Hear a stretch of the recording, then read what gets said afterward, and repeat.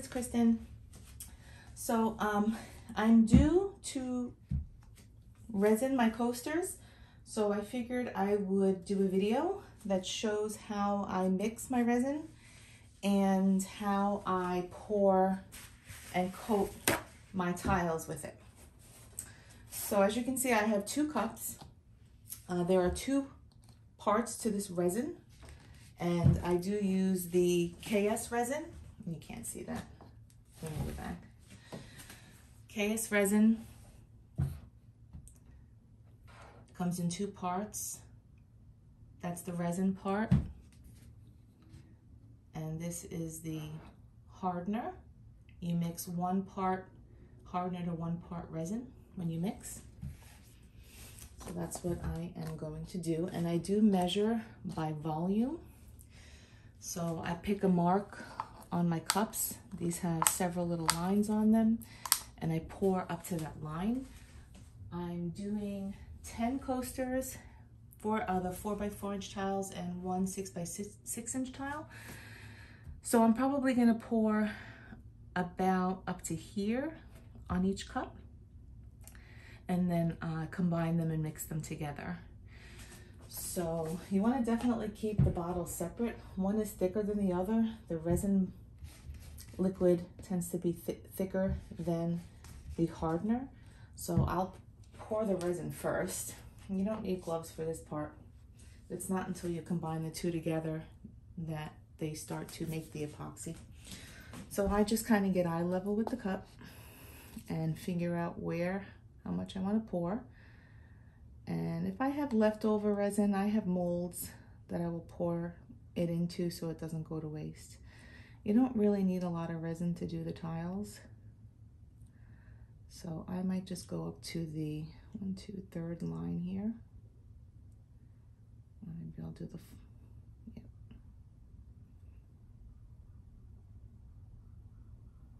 You gotta be very precise.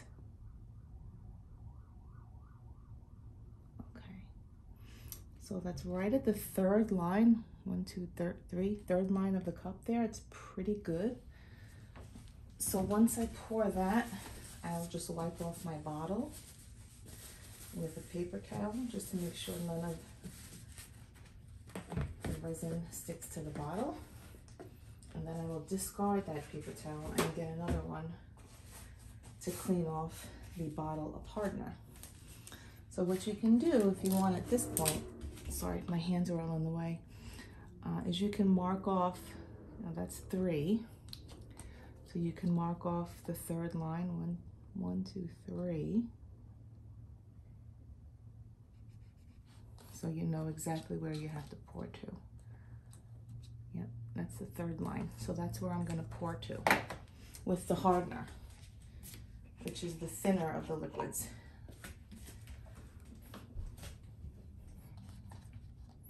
So I'm gonna pour up to that blue mark.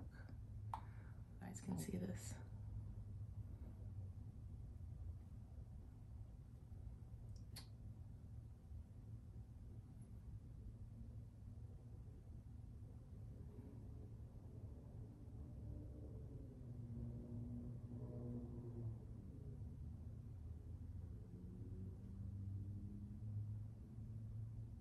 And once I get close, I slow down and try to get it as precise as possible.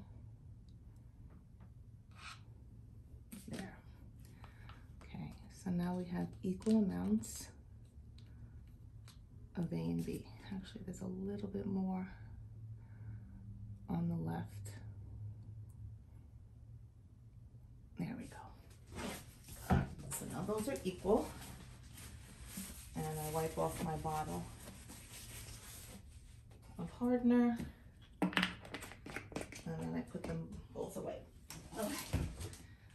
So now for this part, I'm gonna put gloves on. So I'll be right back. Okay. So here you can see a close-up of the cups next to each other and how they have equal amounts of A and B. So also, once I start mixing is when I put on my HEPA filter mask, or my, I don't know what kind of filter this is, but it's a respirator mask. I wear it when I mix my resin, so I may be either talking over this part or playing music, but I just combine these 2 cups together into one. I mix for 3 to 4 minutes. You want to mix slowly so that you don't make too many bubbles. So I will show you my respirator in just a second. So here's my respirator. It's really hard to hear when you have this on, but this is the one that I have. It's a 3M, I believe. Oh, I don't know what kind it is, but you want to make sure it covers your nose, your mouth, and that it has these filters on the side. So that really protects you from the fumes of, oh, my hair's a mess. It protects you from the fumes of the epoxy. So this is what I wear when I mix and pour my resin. So I have my stick. I'm going to pour the more liquidy hardener into the resin. I also double up my plastic cup at this point. And you want to make sure you get all of the hardener out of this cup. Scrape the bottom and scrape the sides.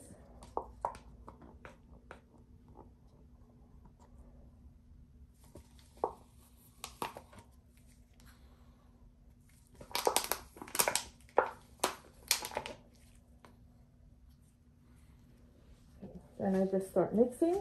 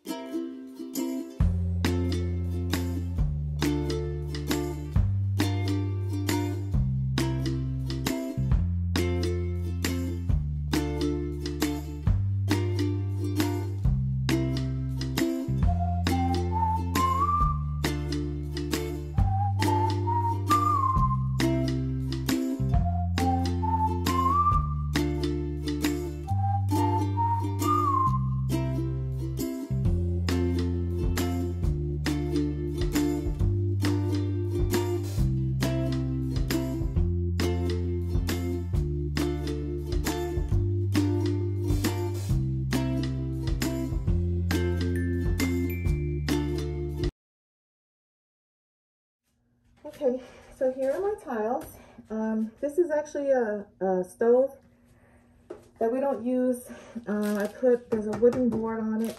It's nice because you have the light overhead and the fan. So I do turn the fan on when I resin the tiles. So I'm gonna turn the fan on and I might just either talk over this or play music. Okay, so I decided I'm just going to voice over this part because the fan was very, very noisy. So I'm just putting a dollop, probably a little bit bigger than a silver dollar sized amount of resin on each tile. It doesn't really take much to cover the tiles. They're relatively thin. You do have to get the edges though and the sides. I do make sure I have all of my sides covered with resin, as well as the top is covered evenly. I do use my finger to spread. Right now I have 2 gloves on my right hand, and that is what I will use to spread the resin around. So I just get enough on each tile. Some have more than others. If you have a little bit too much, you can just scrape it off. I try not to leave too much on there. So I just start spreading it around and just making sure. See, I'm sensing there's too much resin on here already. I can tell there's too much, but you just want to make sure everything is evenly covered and get your sides. I kind of tap it along, smooth it out. You can feel with your finger if there are any spots that are not covered. You really do want to make sure everything's covered. And I kind of just do this all around each side, making sure all of the sides and the top are covered even. Here I'm scraping some excess resin off with my finger and just putting it back into the cup. It does add up. You don't want to waste resin. It's pretty expensive, so I try not to waste any. Save as much as I can, but you want a good even layer. You don't want it too thin. You don't want it too thick. Just a nice even layer on top, and it will self-level, so you don't have to make sure it's perfectly smooth on top, just that the resin is covering all of the area, because it will self-level. So I just carefully go over, make sure there's not too much, and that's pretty much how I do each of the tiles. So I might just fast forward through the rest of them.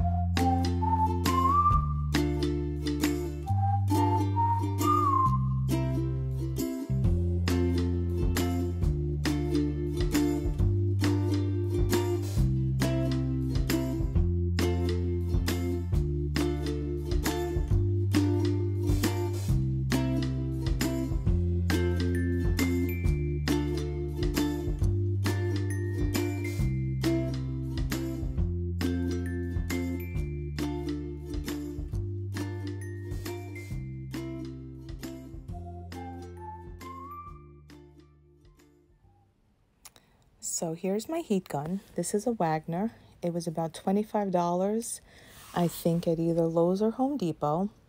It works very well. I prefer to use a heat gun over a torch. So I just put it on high and pass it pretty quickly over the tiles. You want to keep it moving continuously so that you don't burn the resin, which I have done before. I learned my lesson the hard way. Do not hold the heat gun still over any one portion of a resined area, because it will burn and leave pot marks. So I just run it quickly over each tile to pop the bubbles. It works really well. I haven't had any troubles with bubbles in my resin. I don't know what I'm pointing at over here. I usually do a second pass as well. I try to get the sides just to make sure that there's no bubbles anywhere where the resin is on the tiles.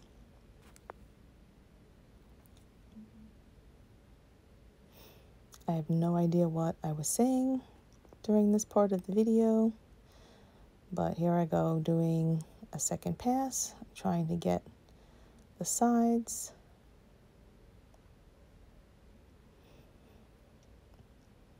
Two passes is usually good enough, and then I just leave them. I don't cover them. I don't have a box really big enough to fit over all of them, but I've never really had any problems. There's no bugs or anything inside. I don't have a problem with dust getting in there or anything. Nobody really goes into this area once I'm done. Okay, so I have this cheese board that I poured on quite a while ago. I haven't had the time to resin it. So I have plenty left over here to resin this 6x6 inch tile as well as the cheese board. So I'm just going to go ahead and do that now.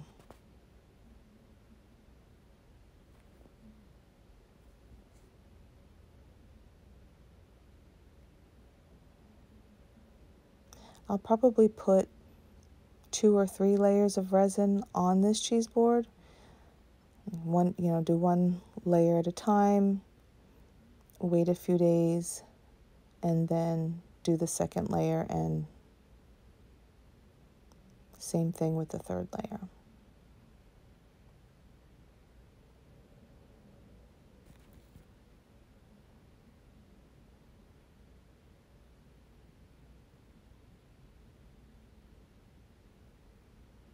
As you can see here, I forgot to double glove, but that's okay.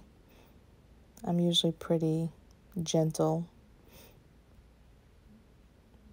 and I haven't ripped a glove yet, knock on wood.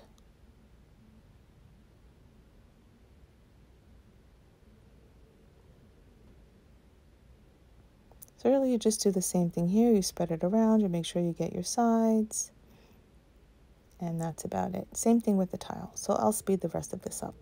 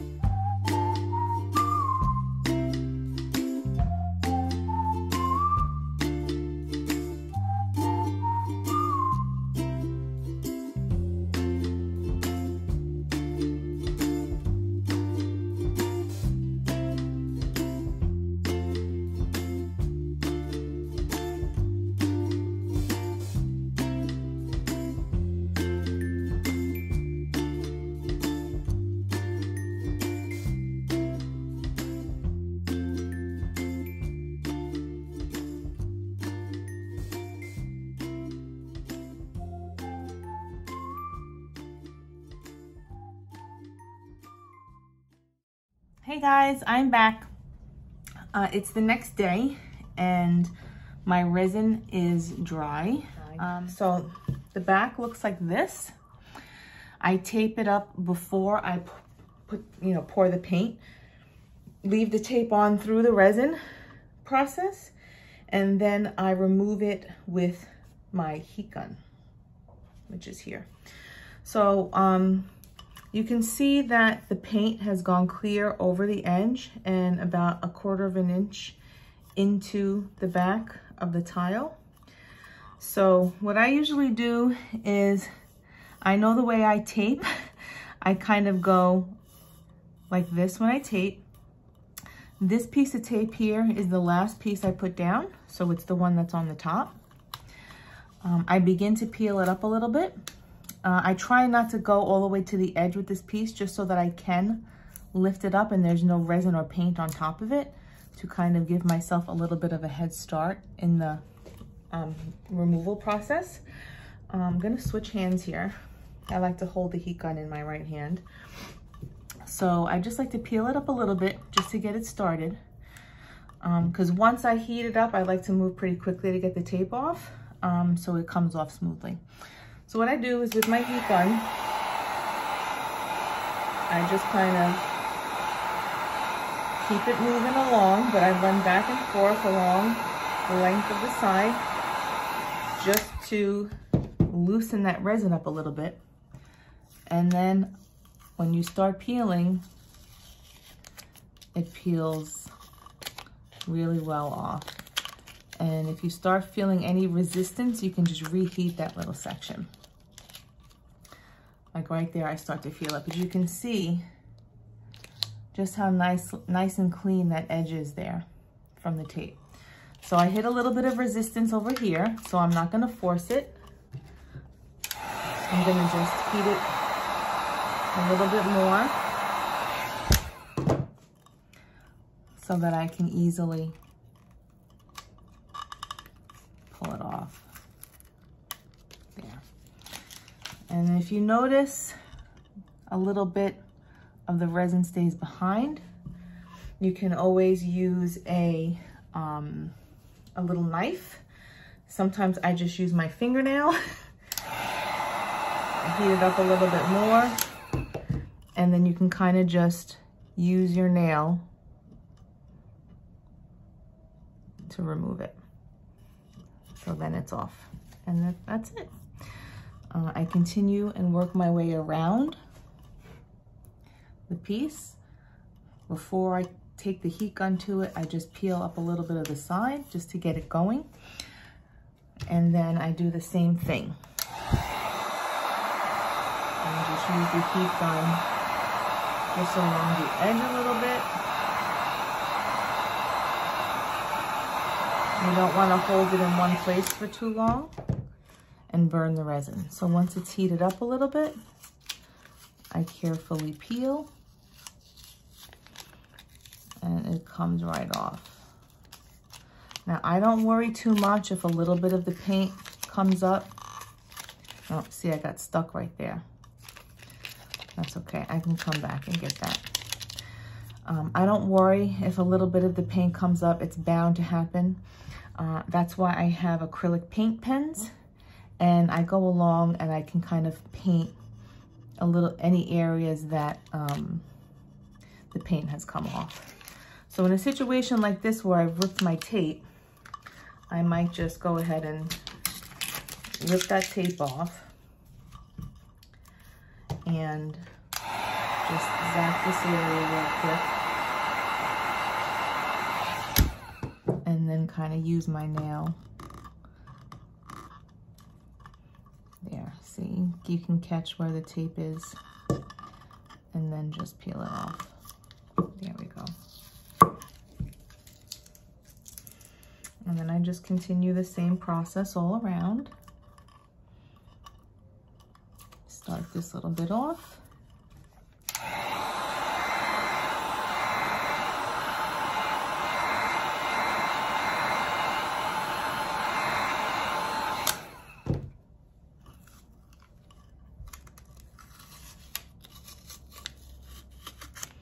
And peel the tape. Now, you don't want to pull this way. Try to pull it as straight as possible so that you do get a nice clean edge.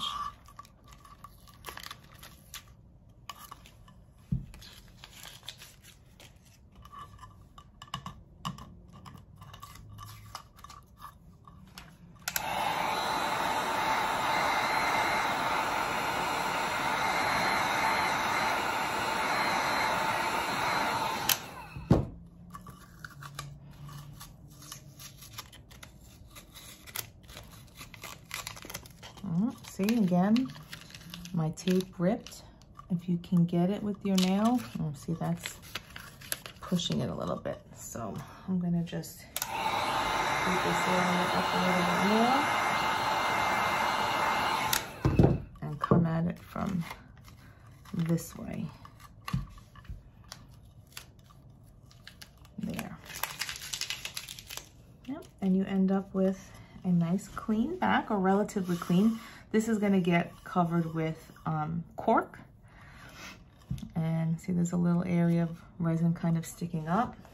It's fine to leave it like that if you want, but if you don't want that there, just heat it up a little bit, and then you can kind of take your nail to it and get rid of it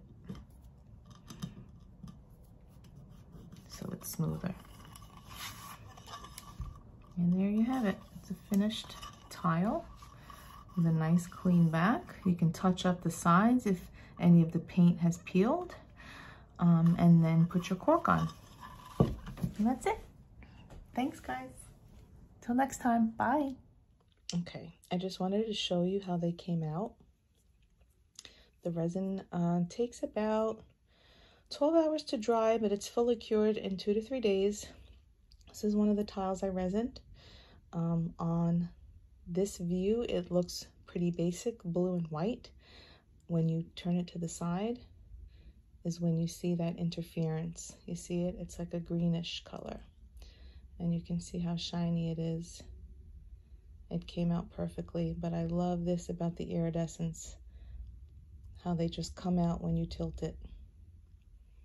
So I love this color palette. It's so pretty, and they came out really nice. That's the finished product. I've already corked my back and put our stamp So these are ready to be sold. Well, they're already sold. I've had to make 14 sets of tiles for my bestie in Arizona. So these will be shipped out to her soon enough. Okay, finished product. Thanks again for joining me. I hope this was helpful. Please leave us a comment. We'd love to hear from you. Thanks. Bye.